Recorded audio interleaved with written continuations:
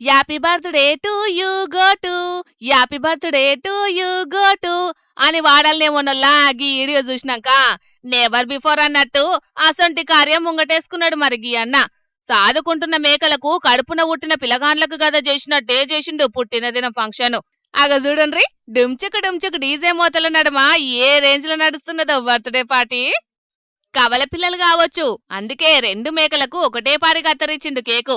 చిన్నపిల్లగాండ్లకు గదా నెత్తికి బర్త్‌డే టోపీలు దొడిగినట్టు రెండిటికి టోపీలు దొడిగి కొత్త బట్టలేసి కేకుల ముంగట ఇద్దరన్నలు సంకలెత్తి పట్టుకోంగా ఆటి యాజమాని కేకులు కోసి నపర ముక్క వంచెండు. ఇక ఫంక్షన్ కొచ్చినోళ్ళ ఆత్రం చూడాలే. కేకు ముఖం ఎన్నడూ చూడనట్టే ఎగబడ్డరు నాకంటే నాకన్నట్టు.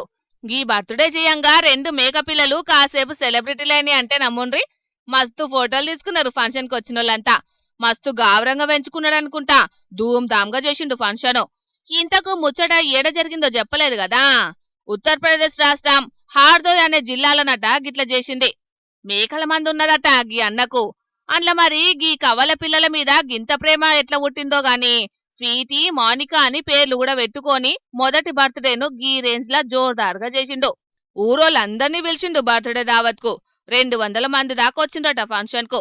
వచ్చినోళ్ళందరికీ విందు బువ్వ పెట్టి మంచిగా అరుచుకున్నాడు. అట్లిప్పుడు సోషల్ మీడియాలో మస్తు చక్కర్లు కొడుతున్నది ఈ ముచ్చట. ఏదేమైనా కుక్కలకు ఆవులకు బర్త్‌డే ఫంక్షన్ చేసినోళ్ళని చూసినాం గాని మేకలకు కేక్ కటింగ్ చేసిన ముచ్చట వార్తలకెక్కుడు ఇదే తొలుత అనుకుంటా.